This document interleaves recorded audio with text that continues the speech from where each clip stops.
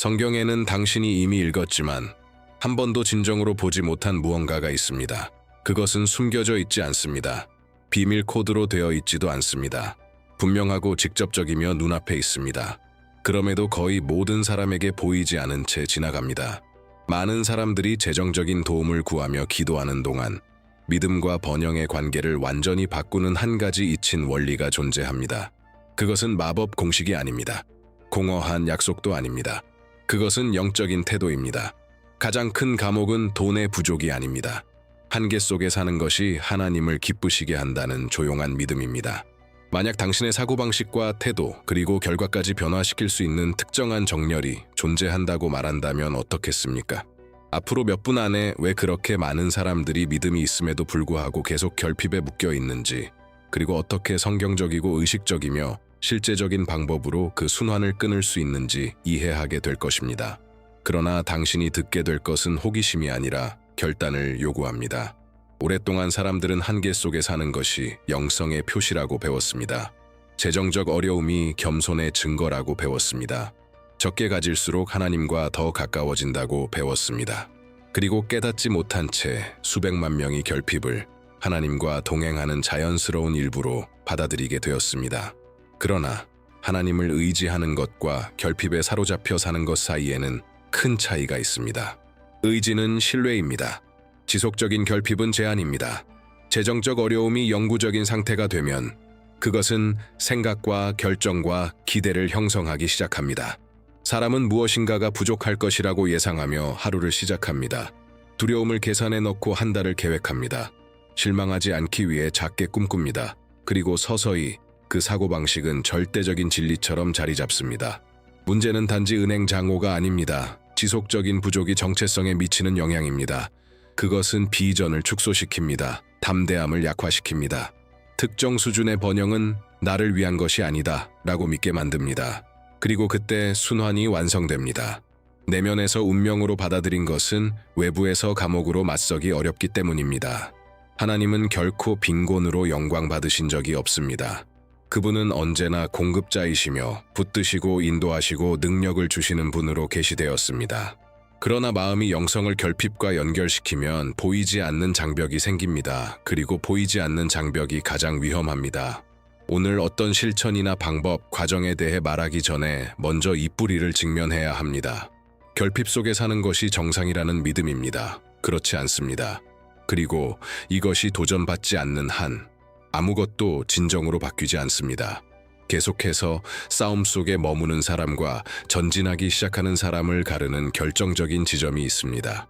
그것은 근원의 자각입니다. 대부분의 사람들은 청구서와 책임, 압박을 생각하며 하루를 시작합니다. 마음은 해결해야 할 것, 피해야 할 것에 초점을 맞추며 깨어납니다. 그러나 모든 것을 진정으로 붙들고 계신 분을 기억하며 시작하는 경우는 드뭅니다. 성경에는 하나님 자신이 불을 창출할 능력을 주신다고 선언하는 강력한 원리가 있습니다. 단지 최종적인 자원만이 아니라 능력과 창의성, 힘, 지혜, 전략까지도 말입니다. 이것은 모든 것을 바꿉니다. 번영은 돈에서 시작되지 않습니다. 능력의 근원이 누구인지에 대한 자각에서 시작됩니다. 근원을 잊으면 상황에만 의존하게 됩니다. 그리고 상황은 불안정합니다. 그러나 매일 살아있는 언약이 존재한다는 것을 기억하면 당신 안에서 무언가가 재정렬됩니다. 당신은 체제의 피해자로 행동하는 대신 약속의 관리자로 행동하게 됩니다. 이제 간단하지만 결정적인 일을 해보십시오. 댓글에 이렇게 쓰십시오. 나는 하나님이 나를 위해 준비하신 것을 살기로 선택합니다. 그것은 단순한 문장이 아닙니다. 공개적인 정렬입니다. 내면의 이정표입니다. 그리고 이 이해를 더 깊이 하고 이 과정을 체계적으로 정리하고 싶다면 이 여정을 동행해줄 자료가 있습니다. 번영의 코드를 통해 영적, 재정적 정렬을 일관되게 굳건히 세울 수 있는 실질적인 지침을 발견할 수 있습니다. 근원을 기억하는 것은 한 번의 사건이 아닙니다. 그것은 매일의 연습이며 결정과 태도와 결과를 바꿉니다. 이 원리가 항상 성경에 있었다면 왜 거의 아무도 의식적으로 이것을 살지 못할까요? 답은 본문의 어려움에 있지 않습니다. 내면의 저항에 있습니다. 수년 동안 영적으로 번영하는 것과 재정적으로 번영하는 것은 서로 반대되는 길이라는 생각이 만들어졌습니다. 성장하려면 하나님과 멀어져야 하는 것처럼 여겨졌습니다. 자원은 본질적으로 위험한 것처럼 인식되었습니다. 그리고 조금씩 이 서사는 질문 없이 받아들여졌습니다. 돈이 자동적으로 사람을 타락시킨다고 믿는 사람은 공급을 구할 수는 있지만 마음 깊은 곳에서는 그와 함께 오는 책임을 거부합니다. 그리고 내면에서 거부된 것은 외적으로 오래 머물지 않습니다. 거의 아무도 인정하지 않는 조용한 갈등이 있습니다. 가지게 되고 나서 길을 잃을까 두려워하는 마음, 성장하고 나서 판단받을까 두려워하는 마음, 가족의 패턴을 깨고 너무 야심차다는 말을 들을까 두려워하는 마음. 이런 두려움은 보이지 않는 장벽을 만듭니다. 그래서 기억의 원리가 강력한 것입니다. 그것은 단지 부에 대해 말하는 것이 아닙니다. 언약에 대해 말합니다. 하나님과의 정렬에서 시작된 번영은 멀어지게 하는 것이 아니라 목적을 강화한다는 것을 이해하는 것입니다. 거의 아무도 이것을 깨닫지 못한 이유는 성숙함을 요구하기 때문입니다. 생존의 사고방식을 버리고 책임의 태도를 취해야 하기 때문입니다. 그리고 바로 여기에서 21일의 과정이 시작됩니다. 미신으로서가 아닙니다. 공허한 의식으로서가 아닙니다. 의도적인 내적 변화의 주기로서입니다. 오래된 믿음을 직면하고 제한적인 생각을 교체하며 하나님의 공급 앞에서 자신을 바라보는 방식을 재구성하기에 충분한 기간입니다. 이 재구성이 없다면 그 구절은 이론에 머뭅니다. 그러나 그것이 있다면 그것은 활성화가 됩니다. 성경에서 21일의 기간은 우연히 등장하지 않습니다. 그것은 영적 대면과 인내, 깊은 정렬의 주기를 표시합니다. 신비한 날짜가 아니라 과정입니다. 21일은 내면의 저항을 통과하기에 충분한 지속성을 의미합니다. 모든 진정한 변화는 먼저 안에서 그 다음 밖에서 반대를 마주하기 때문입니다. 3주 동안 연속으로 하나님이 번영할 능력을 주시는 분임을 의식적으로 기억하기로 결정하면 당신의 마음 안에서 무언가가 재정비되기 시작합니다. 자동적인 생각들이 질문받기 시작합니다. 부정적인 말들은 힘을 잃습니다.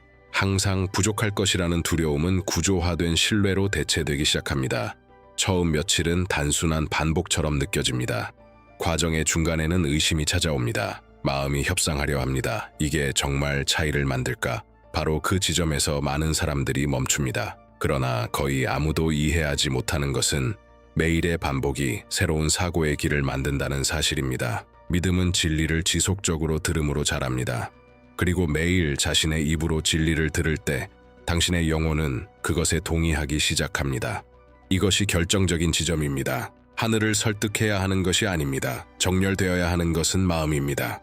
21일이 끝날 때 당신은 시작할 때의 사람이 아닙니다. 기회를 바라보는 방식이 바뀝니다. 도전에 대한 태도가 바뀝니다. 미래에 대한 기대가 바뀝니다. 그리고 기대가 바뀌면 결정이 따라옵니다. 이 주기는 단지 결과만을 변화시키지 않습니다. 정체성을 변화시킵니다. 이제 실제적인 부분이 시작됩니다. 단순하고 직접적이며 변화시키는 부분입니다. 21일 연속으로 매일 특정한 시간을 가능하면 아침 첫 시간에 정하여 당신의 삶 위에 언약의 원리를 의식적으로 선언하십시오. 자동적으로가 아닙니다. 서둘러 읽는 방식이 아닙니다. 의도를 가지고 하십시오. 하나님이 당신에게 번영할 능력을 주시는 분임을 큰 소리로 선포하십시오. 당신의 능력과 창의성, 힘과 기회가 우연의 산물이 아니라 더 큰 근원에서 비롯된 것임을 선언하십시오. 당신이 말할 때 영적인 무언가가 활성화됩니다.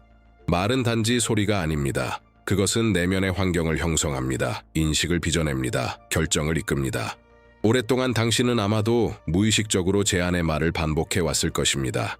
힘들다. 되는 일이 없다. 돈은 복잡하다. 이제 그것을 진리로 대체하십시오. 선포한 후에는 간결하고 분명한 기도를 하십시오. 근원을 인정하십시오. 결핍의 사고방식을 거부하십시오. 하나님께서 세우신 언약에 따라 살아가기를 받아들인다고 선언하십시오. 절박한 요청이 아닙니다. 확고한 입장입니다. 이 매일의 시간은 하나의 기준점이 됩니다. 그것은 하루의 시작을 제정해야 합니다. 걱정보다 먼저 정렬이 오고 요구보다 먼저 자각이 옵니다. 작아 보일 수 있지만 반복되는 작은 결정은 구조적인 변화를 만들어냅니다. 그리고 이 지속성이 과정을 지탱합니다. 많은 사람들이 사소하다고 여길 수 있지만 깊은 영향을 지닌 한 가지 세부가 있습니다. 바로 자신의 손으로 직접 쓰는 것입니다. 선포하고 기도한 후 종이를 꺼내 그 원리를 천천히 한 글자씩 적으십시오. 그것은 미적인 문제가 아닙니다. 내면화의 문제입니다. 글을 쓰면 속도가 느려집니다. 느려지면 흡수합니다. 흡수하면 변화가 일어납니다. 글쓰기는 생각과 행동을 연결합니다. 추상적인 영역에 있던 진리를 구체적인 현실로 가져옵니다. 당신은 단지 들은 것이 아닙니다. 단지 말한 것이 아닙니다. 그것을 실체화한 것입니다. 적은 후에는 그 종이를 접어 당신의 돈을 보관하는 곳에 두십시오. 지갑이나 가방 혹은 성경 안에 넣을 수 있습니다. 중요한 것은 지금 당신의 삶에서 공급을 상징하는 것 가까이에 두는 것입니다.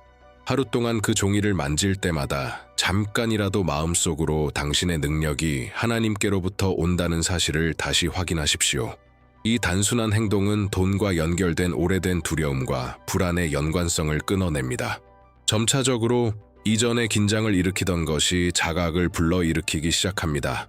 이 과정을 체계적인 지침과 보완적인 적용으로 더 깊이 다루고 싶다면 번영의 코드는 정렬과 지속 가능한 성장을 위한 전략적 지원이 될 수 있습니다. 의도를 가지고 반복되는 작은 행동은 보이지 않는 구조를 해체합니다.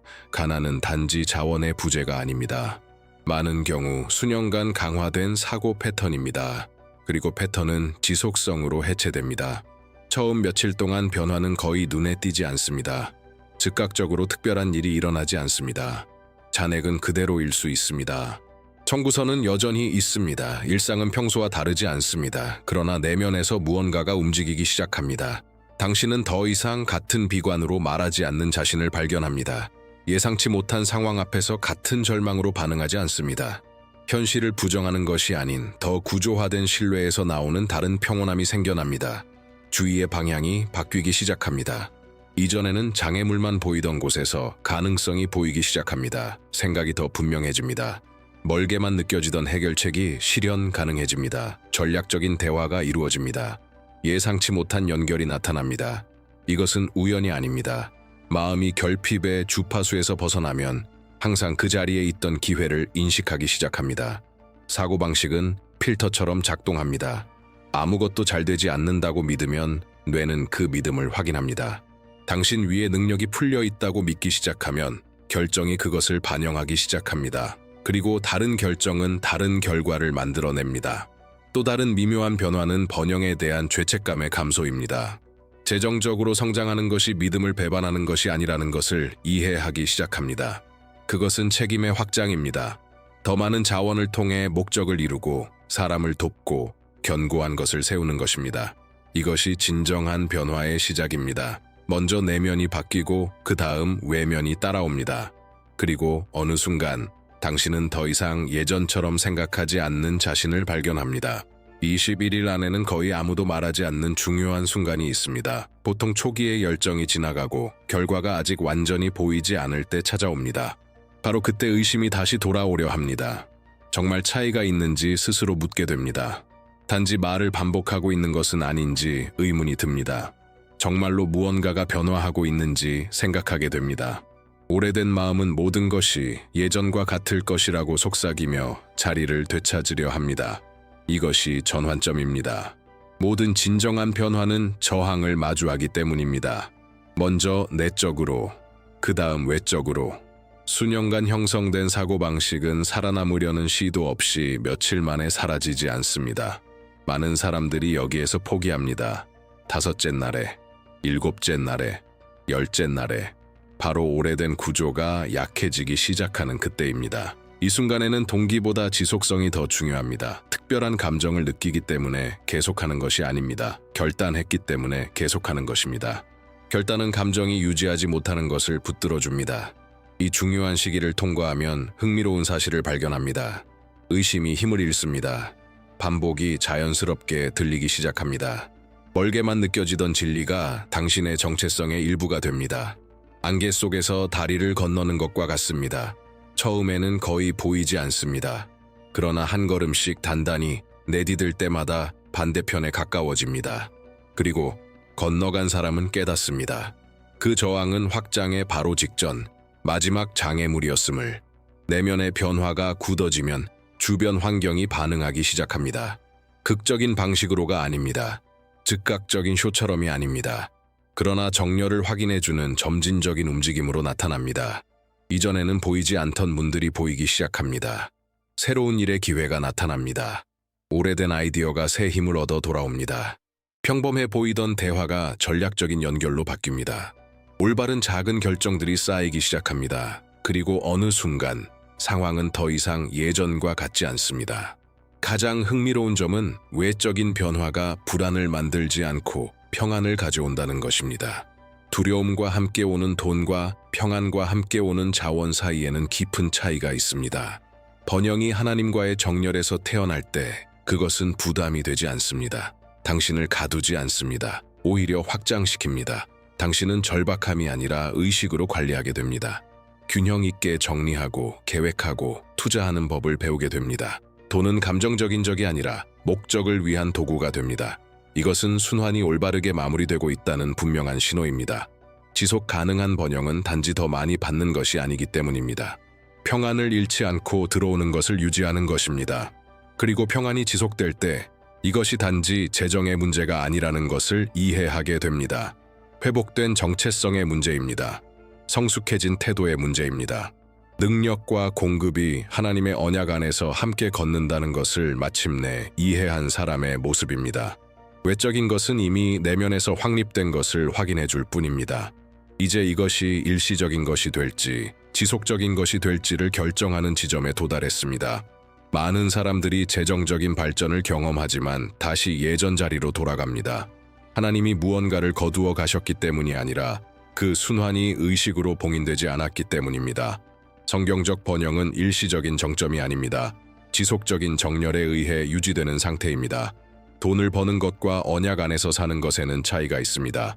돈을 버는 것은 노력이나 기회 혹은 유리한 상황으로도 가능합니다. 그러나 언약 안에서 산다는 것은 결과가 나타난 이후에도 근원을 기억하는 것을 의미합니다.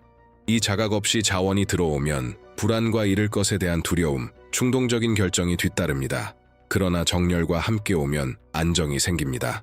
바로 여기에서 많은 사람들이 스스로를 방해합니다. 성장을 위해 기도하지만 실제로 성장하기 시작하면 죄책감을 느낍니다. 확장을 구하지만 여전히 생존에 묶인 사람처럼 생각합니다. 기회를 받지만 자신이 자격이 없다고 느끼며 주저합니다. 21일의 순환은 단지 문을 열기 위한 것이 아닙니다. 정체성을 조정하기 위한 것입니다. 당신이 떠나온 자리로 정신적으로 다시 돌아가지 않도록 하기 위함입니다. 번영을 유지하려면 영적인 성숙이 필요합니다. 근원을 계속 기억하고 진리를 계속 선포하며 책임감 있게 행동한다면 풍요는 사건이 아니라 기준이 됩니다. 그리고 기준은 극단적인 감정적 노력 없이도 자연스럽게 반복되는 것입니다. 자각이 지속되면 흐름도 지속됩니다. 여기까지 왔다면 그것은 우연이 아닙니다. 당신 안에 무언가가 이 메시지가 단지 동기부여가 아니라 태도의 변화를 요구하는 부르심임을 알아보았기 때문입니다.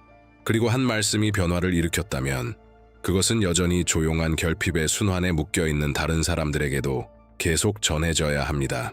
아마도 당신은 기도하고 일하고 최선을 다하지만 여전히 한계 속에 사는 사람을 알고 있을 것입니다.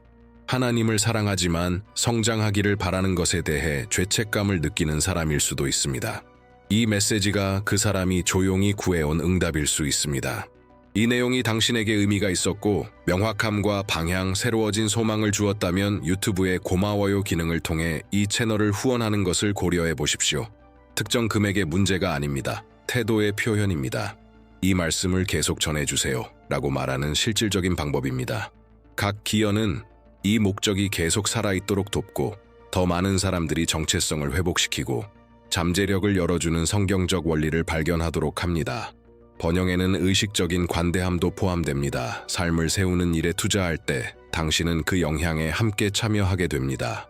이 메시지가 당신의 마음에 씨앗을 심었다면 감사함을 행동으로 바꾸십시오. 변화를 일으키는 말은 지속될 가치가 있습니다. 그리고 지속성은 유산을 세웁니다. 이 한순간에 다 담을 수 없는 다음 단계가 있습니다. 여기까지 배운 것은 재정렬의 시작일 뿐이며 하나의 지도처럼 서로 맞물리는 더 깊은 연결과 다른 원리들이 있습니다. 성경은 번영을 고립된 개념으로 제시하지 않습니다. 하나의 길로 보여줍니다. 함께 이해될 때 분명한 방향을 형성하는 기초들의 집합입니다. 많은 사람들은 흩어진 부분만 알고 있습니다. 전체 그림을 보는 사람은 드뭅니다. 당신 안에서 무언가가 변하기 시작했음을 느꼈을지도 모릅니다. 새로운 관점, 새로운 기대. 이것을 일시적인 흥분으로 여기지 말고 앞으로 나아가라는 초대로 받아들이십시오. 그래서 다음 단계를 안내하고자 합니다. 지금 추천되고 있는 영상을 클릭하십시오. 그 영상에서 번영의 코드에 정리된 원리들을 체계적으로 더 깊이 다루며 대부분이 피상적으로 읽고 지나치는 내용을 실제적이고 일관되게 적용하는 방법을 보여드립니다. 빠른 약속에 관한 것이 아닙니다. 견고한 이해에 관한 것입니다. 생존의 순환에서 완전히 벗어나 의식적인 성장의 여정으로 들어가는 것입니다. 결정은 당신 앞에 있습니다. 단지 생각에 머무를 것인지, 이해를 가지고 행동할 것인지. 하나님이 원리를 드러내실 때 그분은 응답을 기대하십니다. 그리고 응답은 움직임을 요구합니다. 기억하십시오. 변화는 마음에서 시작되고 실천 속에서 강해지며 결과로 확인됩니다. 이제 앞으로 나아갈 시간입니다.